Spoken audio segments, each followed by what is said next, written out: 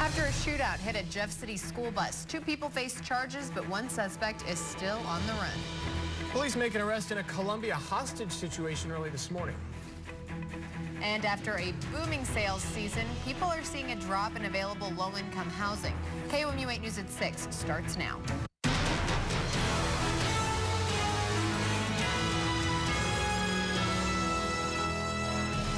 2 men are in jail tonight, and the search is on for a 3rd suspect connected to a shootout that caught a school bus in the crossfire. Good evening, I'm Brittany Pieper. And I'm James Packard. Police released the names of 2 suspects put in custody today and are asking for help finding a 3rd.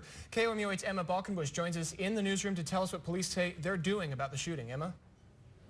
Police arrested 20-year-old Royce Kemp and 23-year-old Jermaine Gray last night around 7, and today they announced they're looking for a 3rd person involved in the incident.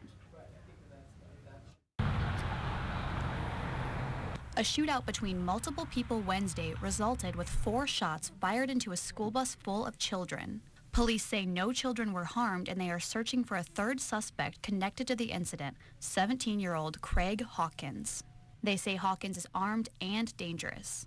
Jefferson City school officials say all 21 East Elementary students on the bus were safe and that the situation could have been much worse. We always can't determine the hand that is dealt to us, but we can determine how we responded. The shootout took place near the corner of East Elm Street and Marshall Street.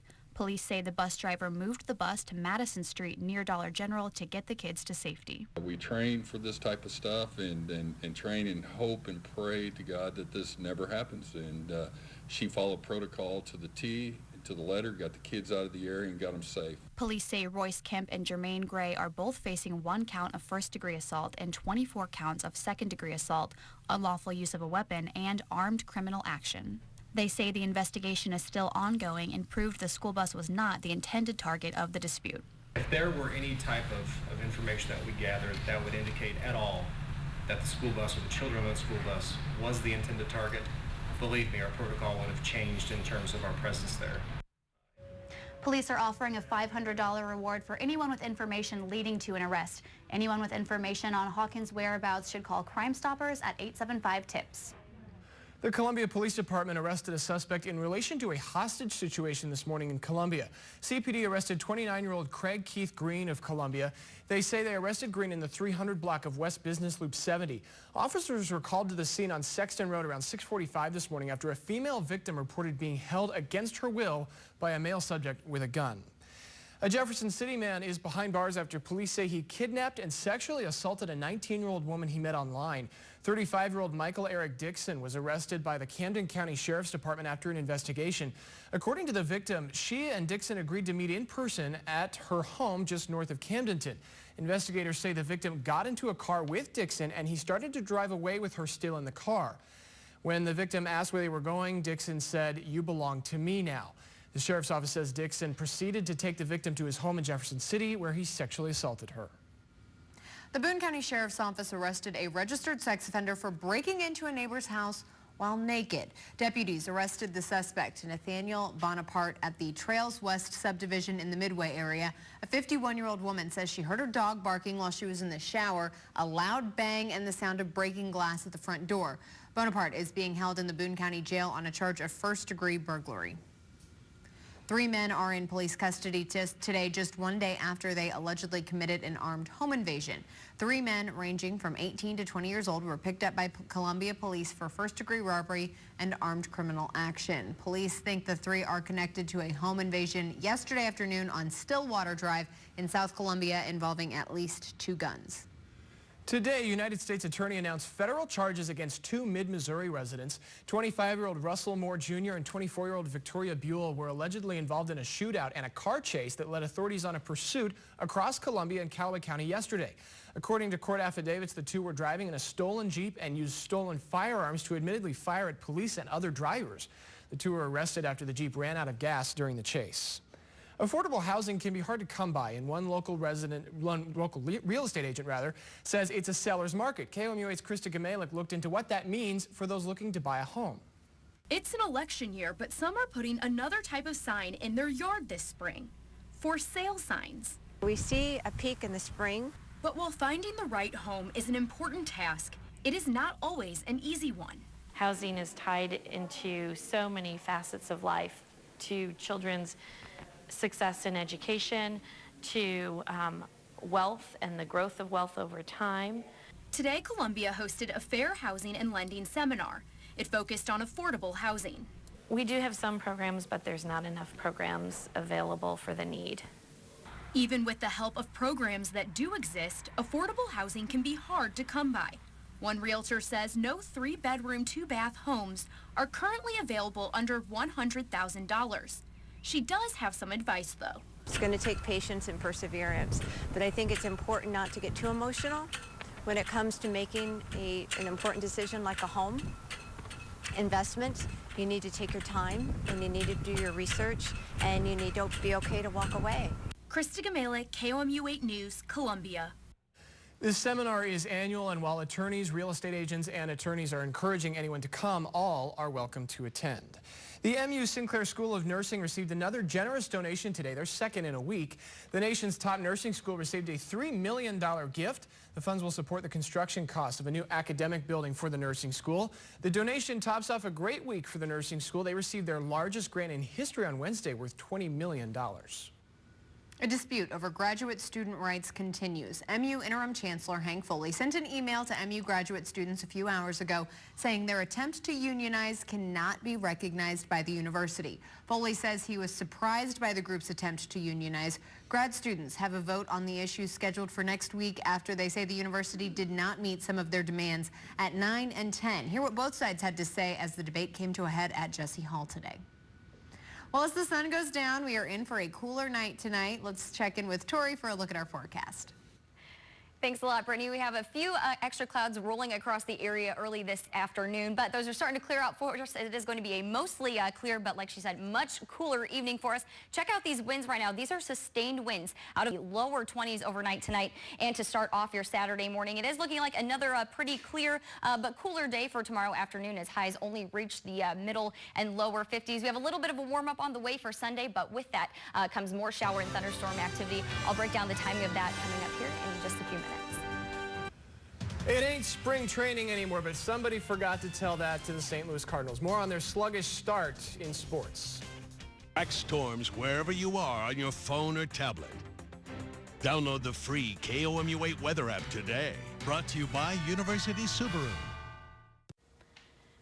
Welcome back. Your time now is 6:09 here on our Friday evening. Thanks for tuning in with us here to start off the weekend. We're seeing a few extra clouds across the Roseport area today. It was another very sunny and a very breezy afternoon for us. Luckily, we have a little bit of calming in those winds as we head into your day throughout tomorrow afternoon. Here's a look at temperatures across the state, though. Right now, it's 55 degrees in Moberly. We're warming back into the upper 50s for Columbia and Jefferson City. Finally into the 60s across the Lake of the Ozarks, Sedalia, and Warsaw here on your Friday. We do have two weather systems that are going to affect the rest of our weekend. First, this cold front that's sitting just off to our north that brought us a few very light sprinkles to some of our eastern counties earlier this afternoon, but that's also bringing us a fan for overnight lows. So we are looking at another chilly evening, but we do have this low pressure system still sitting well off to our southwest. That's going to lift on through the area first as a warm front with our precipcast. Like I said, most of those clouds should clear across the area overnight tonight, but we are going to be left with those cooler temperatures only reaching the middle and lower 50s. It is going to be a chilly one for us. Actually seeing wind chills, like I said, in the lower 20s just very early on Sunday. I think more often than not, really throughout a good portion of the day Sunday, we're just going to be picking up on some very thick and patchy cloud cover. Not really seeing maybe a few sprinkles here and there. It's not until that cold front starts to roll through the area. Here's a look at 6 o'clock on Sunday evening. I think that's going to be the start of some better chances for more widespread showers and thunderstorms. Those are going to linger in and out throughout the entire evening on Sunday, lasting throughout a good portion of Monday morning. So again, with those much cooler temperatures we're going to be seeing out there tonight, we do have another freeze warning that's going to be in effect from 2 o'clock until 8 o'clock tomorrow morning. So make sure you're covering any plants that you need to overnight tonight. Otherwise, like I said, it's going to be mostly clear. Wind should start to calm down just a little bit this evening. Still out of the northwest at 10 to 15 miles per hour, but overnight lows right around 29 degrees. We're finally looking at quite a bit of a calmer day tomorrow. Winds out of the southeast only around 5 to 10 miles per hour. We are going to hang on to the sunshine sunshine, but temperatures are still going to be a little bit on the chilly side, only making it into those middle and lower 50s. Like I said, we're into the upper 60s on Sunday. After we get some of those showers out of the way overnight Sunday and into Monday morning, I think we actually dry out pretty nicely for Tuesday, Wednesday, and Thursday. We'll see a little bit of a warming trend into the start of our next weekend as well.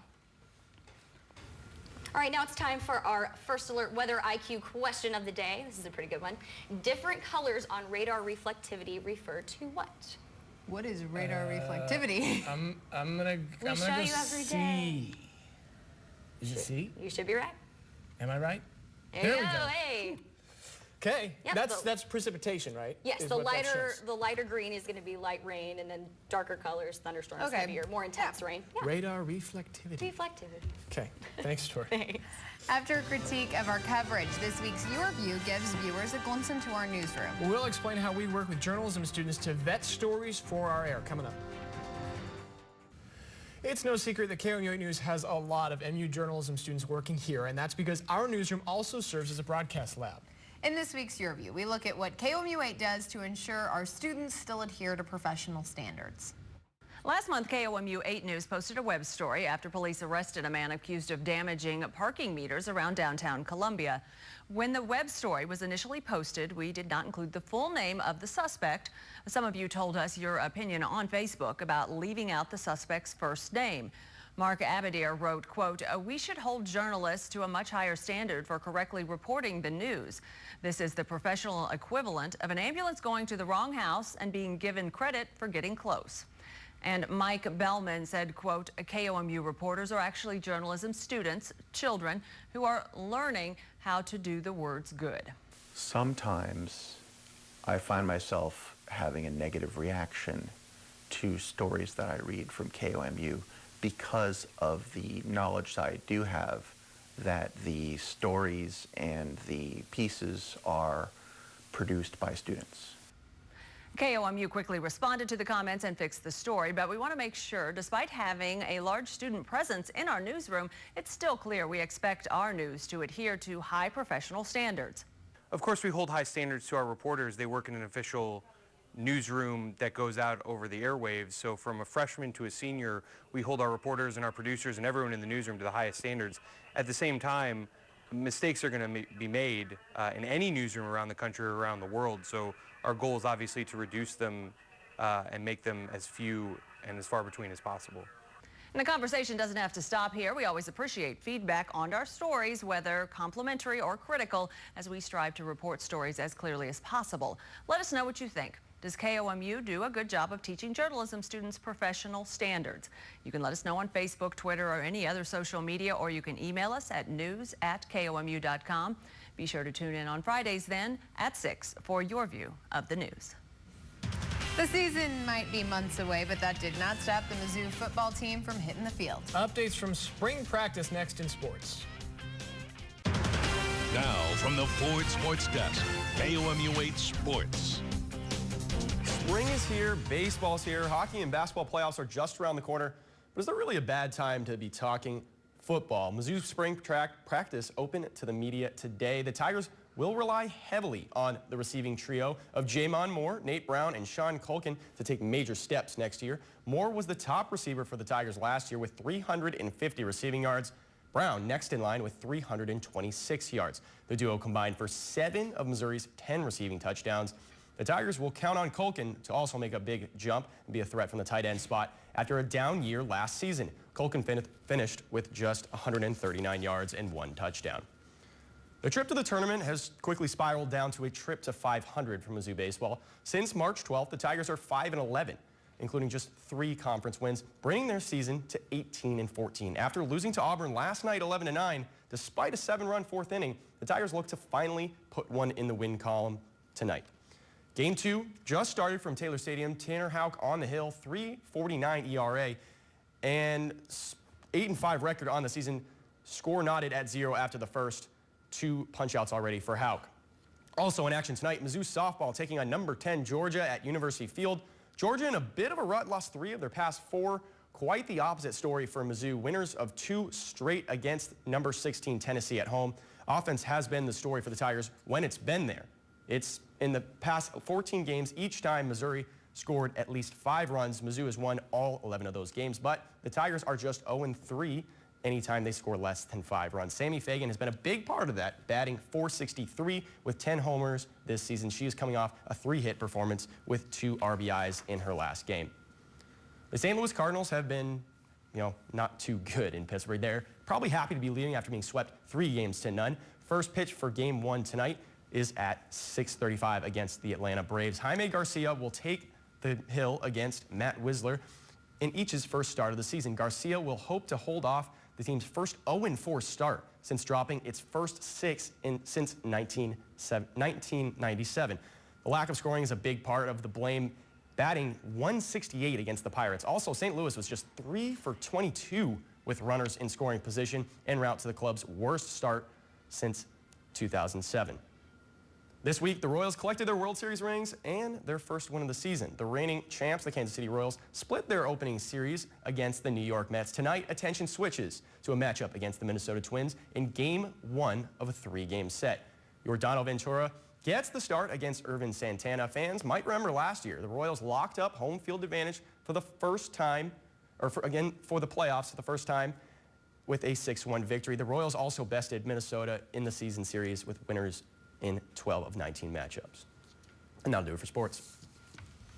A California man found himself between a rock and a hard place after his marriage proposal went awry. We'll show you his unique proposal that involved more than 30 emergency responders. A California man's unique proposal was a little on the rocks after 31 emergency responders got involved. The groom-to-be popped the question over FaceTime from a rock he climbed 90 feet up in the air. Firefighters were called to help the stranded man and lower him to safety, where police met him with open handcuffs.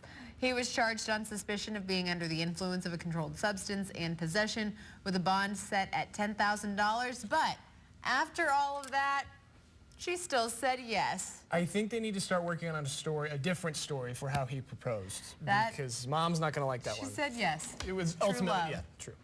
Here's a look at what we're following for KOMU 8 News at 10. The Boone County Fire Protection District has a lot of turnover when it comes to volunteers. How it says it keeps its stations fully staffed. Plus, a mid-Missouri transgender woman says an interview with KOMU 8 News a year ago changed her life. We'll catch up with her tonight at 10. Tori?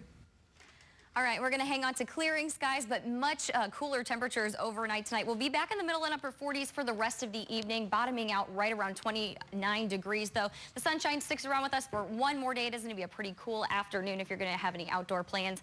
Temperatures only reach 54 degrees. We do get a little bit of a warm-up on Sunday, but with that come the clouds and at least another ½ of an inch of rainfall overnight Sunday and into Monday morning, which we certainly do need. We'll welcome any rain that we can get. Otherwise, we're in for a little bit of a drier week next week. Gotta do something about that wind, though. I told you it's done tomorrow for one day. Have a good weekend. On air, online, on Facebook, on Twitter, on the news app, and the weather app. KOMU 8 News. Coverage you can count on.